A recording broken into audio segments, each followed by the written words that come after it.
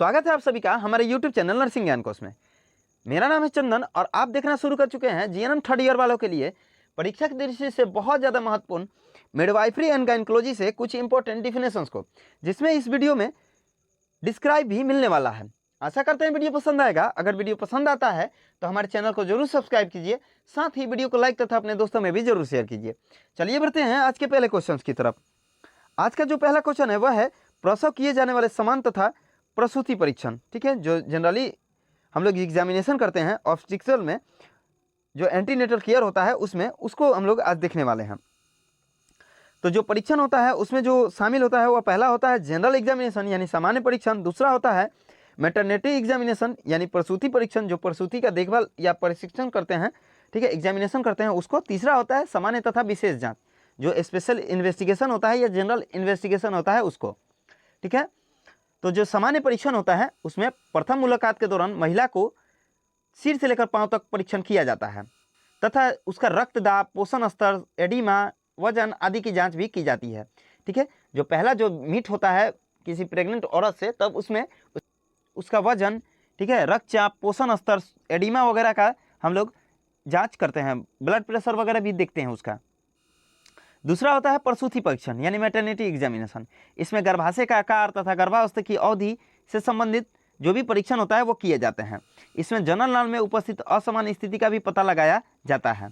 ठीक है, जो प्रसूति परीक्षण होता है यानी मैटरनिटी एग्जामिनेशन जो होता है वह गर्भाशय का आकार, योनि वगैरह में हम लोग जाँच वगैरह करते हैं, ताकि जो है वह किसी भी एबनॉर्मल स्थिति का पता लगाया जा सकता है इस परिस्थिति में। ठीक है, आगे बढ़ते हैं। अगला है योनि परीक्षण करते समय ध्यान रखी जाने वाली सावधानियों को। ठीक है, जब भी हम लोग वेजाइना के थ्रू एग्जामिनेशन करते हैं तो उसमें क्या क्या सावधानी रखना चाहिए। तो पहला है साबुन तथा पानी की सहायता से अच्छी तरह से हाथ धोने चाहिए। साथ ही साफ व संक्रमण रहित होना भी जरूरी होता है उपकरण का। अगला है योनि परीक्षण से पूर्व महिला की मूत्राशय को पूरी तरह से खाली करने को कहना चाहिए, यानी जो भी योनि परीक्षण है उससे पहले महिला को पेशाब त्याग करने को भी बोलना चाहिए, ताकि जो ब्लाडर है वो पूरी तरह से खाली रहे, जिससे योनि परीक्षण के समय कोई भी व्यवधान उत्पन्न न हो।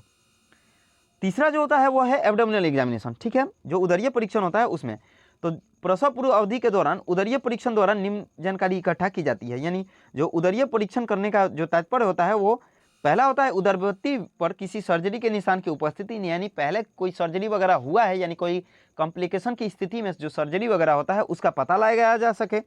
साथ ही फंडल की ऊंचाई का भी मापन किया जा सके, जो फंडल में उभार होता है, जो पेट में उभार होता है, उसका भी मापन किया जा सके। साथ ही जो स्टोमक वाल होता है उस पर स्ट्रीगेरेविडेरम, लीनिया नाइग्रा आदि का भी उपस्थिति जांच किया जा सके। ठीक है, जब भी प्रेगनेंसी होता है तो उसमें बहुत तरह का उभार आता है, उसका भी पता हम लोग उदरीय जांच में या उदरीय एग्जामिनेशन में लगाते हैं। अब हम लोग देखेंगे कि जो गर्भावस्था का अवधि होता है, जैसे सप्ताह व सप्ताह, तो उसमें कौन कौन सा उभार या परिवर्तन आता है। ठीक है, 12 सप्ताह में जो होता है वो फंडल की ऊंचाई जो होती है वो प्यूबिस लेवल तक पहुंच जाती है। ठीक है, 16वें सप्ताह में जो प्यूबिस तथा नाभि के मध्य बिंदु पर यह पहुंच जाती है। साथ ही 20वें सप्ताह में नाभि से लगभग 2 इंगली नीचे हो जाती है। 20वें सप्ताह में नाभि से लगभग 2 अंगुल नीचे रहती है। ठीक है, 28वें सप्ताह में ये नाभि तथा जिफ्री स्टर्नम को मिलाने वाली रेखा के निचले 1/3 भाग तथा ऊपरी 2/3 भाग के मिलान बिंदु पर पहुंच जाती है। 32वें सप्ताह में नाभि तथा जिफ्री स्टर्नम को मिलाने वाली रेखा के ऊपर 1/3 भाग तथा निचले 2/3 भाग के मिलान बिंदु पर यह पहुंचती है। साथ ही 40वें सप्ताह में यदि गर्भस्थ शिशु की अवधि सप्ताह और यदि इंगेजमेंट नहीं हुआ है तो गर्भावस्था की अवधि 32 सप्ताह ही होती है। ठीक है, साथ ही जो सामान्य और विशेष जांचें होती हैं वो कौन कौन सा होता है। तो पहला हीमोग्लोबिन जांच करते हैं, दूसरा टीएलसी और डीएलसी जांच करते हैं, तीसरा ब्लड ग्रुप जिसमें एबीओ, आरएच फैक्टर वगैरह जांच करते हैं, साथ ही blood sugar, complete urine examination इत्यादि का भी जांच करते हैं। ठीक है, अब हम लोग देखेंगे जो विशेष जांच होते हैं वो कौन कौन से करते हैं। तो इसमें रूबेला, यूएसजी, हेपेटाइटिस बी, ठीक है, एड्स, ये सब जो भी संक्रामक रोग है उसके भी बारे में जांच करते हैं। स्पेशल इन्वेस्टिगेशन में हम लोग ये सब चीज़ करते हैं। अब हम लोग देखेंगे प्रसव पूर्व सलाह क्या क्या देना चाहिए, यानी एंटरनेटल एडवाइस क्या क्या देना चाहिए। तो पहला है पोषण संबंधित सलाह देना चाहिए, क्या खाना चाहिए, क्या नहीं खाना चाहिए, गर्भावस्था में क्या उपयुक्त होता है। ठीक है, जिससे भ्रूण जो है वह वृद्धि और विकास कर सके, या किस कारण से उसका वृद्धि और विकास रुक सकता है या हानि पहुंच सकता है, तो इसके बारे में भी महिला को उचित सलाह देना चाहिए। ठीक है, जैसे विटामिन और लवण का लेने का सलाह देना चाहिए। ठीक है, साथ ही विटामिन डी का भी लेने का सलाह देना चाहिए ताकि अस्थियाँ जो होती हैं वो अच्छी तरह से बन सकें। साथ ही रक्त अल्पता से बनने के लिए भी फोलिक एसिड वगैरह दवा का भी उपयोग करते रहना चाहिए। साथ ही कैल्शियम वगैरह का भी हम लोग प्रतिदिन उसको देने का सजेशन करना चाहिए। आयरन के भी गोली या फिर आयरन संबंधी जो भी पोषक तत्व है उसको भी लेने के लिए महिला को बोलना चाहिए। साथ ही व्यायाम, आराम, ठीक है, और कार्य जो है वो उचित मात्रा में ही करे और नींद भी पर्याप्त मात्रा में ले, इसका भी हम लोग सजेशन करते हैं। साथ ही अपने शारीरिक जो स्वस्थता है उस पर भी ध्यान देने को हम लोग बोलते हैं। साथ ही स्वास्थ्य शिक्षा के बारे में हम लोग बताते हैं। ठीक है, जैसे योनि से रक्तस्राव आ रहा है, तीव्र सर दर्द कर रहा है, पेट में ज़्यादा मात्रा में अगर दर्द या फोड़ा पड़ रहा है, अधिक उल्टियाँ हो रहा है, बुखार आ रहा है, ठंड लग रहा है या मूत्र विसर्जन करने में दर्द या पीड़ा महसूस हो रहा है, तो उस स्थिति में तुरंत डॉक्टर को या फिर चिकित्सक से भेंट करने का सलाह हम लोग देते हैं। साथ ही हम लोग साइकोलॉजिकल सपोर्ट भी एंटीनेटल केयर में या एंटीनेटल एडवाइस में हम लोग उस महिला को या उसके अटेंडेंट को देते हैं। अब हम लोग देखेंगे एंटीनेटल एडवाइस देने के क्या उद्देश्य होते हैं। ठीक है, तो पहला जो उद्देश्य होता है वह गर्भवती महिलाओं के उचित स्वास्थ्य के देखभाल करना। दूसरा, जो अगर कोई रोग उत्पन्न हो रहा है तो उसकी शुरुआती अवस्था में ही पता लगा के उसका उपचार करना। तीसरा जो होता है वो प्रसव महिला प्रसव काल के दौरान स्वयं की पर्याप्त देखभाल कर सके। ठीक है, जैसे हम लोग उसको शिक्षा देते हैं उस हिसाब से वो अपने खुद का देखभाल कर सके। साथ ही गर्भवती महिला की प्रसव पूर्व देखभाल करना, उसे टिटनेस का टीका लगाना तथा उसे कम से कम 3 एंटीनेटल जांच के लिए प्रेरित करना।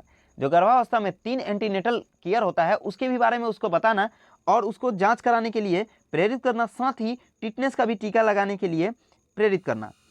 साथ ही अधिक गंभीर के केस पता लगने पर रेफर करना। ठीक है, अगर अधिक गंभीर केस है तो उस स्थिति में पता लगाते हैं और उसको रेफर करते हैं। साथ ही जो प्रसव पूर्व जांच है उसके द्वारा गर्भावस्था में कोई कॉम्प्लिकेशन हो तो उसका उपचार करना और अधिक कॉम्प्लिकेशन की स्थिति में उसको अपने से सीनियर या फिर अपने से जो उचित जगह है उसको भेजना। अब हम लोग देखेंगे गर्भावस्था के जो लघु विकार होते हैं उसको। ठीक है, गर्भावस्था काल के दौरान जो लघु विकार पाए जाते हैं उसको हम लोग देखेंगे। तो पहला जो होता है वो मॉर्निंग सिकनेस आता है, यानी सुबह के सुबह कुछ चक्कर वगैरह आता है। दूसरा फैंटिंग होता है। तीसरा यानी चक्कर आता है। तीसरा हार्ट बर्न होता है। चौथा कॉन्स्टिपेशन यानी कब्ज बनता है। चौथा वैरिकस वेन होते हैं यानी सिराएं स्फीत होती हैं। पांचवा मस्कुलर क्रैम्प्स होते हैं। सातवां बार बार मूत्र त्याग करना होता है यानी फ्रीक्वेंसी ऑफ यूरिनेशन होता है। आठवां कमर दर्द होता है यानी बैकएच होता है। नौवां ब्रेस्ट टेंडरनेस होता है यानी जो ब्रेस्ट होते हैं वो भारी दिखाई या महसूस होने होते हैं। साथ ही इसमें नींद नहीं आता है यानी इंसोमेनिया का भी शिकायत होता है। तो ये होता है प्रसव के समय होने वाले कुछ टेंडरनेस को। आज के लिए बस इतना ही। आशा करते हैं वीडियो पसंद आया होगा। अगर वीडियो पसंद आया है तो हमारे चैनल को जरूर सब्सक्राइब कीजिए। साथ ही वीडियो को लाइक तथा अपने दोस्तों में भी जरूर शेयर कीजिए। अगर आप इस वीडियो से संबंधित पीडीएफ को देखना चाहते हैं तो हमारे डिस्क्रिप्शन बॉक्स में लिंक मौजूद है जिस पे आप टाइप करके पीडीएफ को देख सकते हैं। मिलते हैं नेक्स्ट वीडियो में, तब तक के लिए धन्यवाद।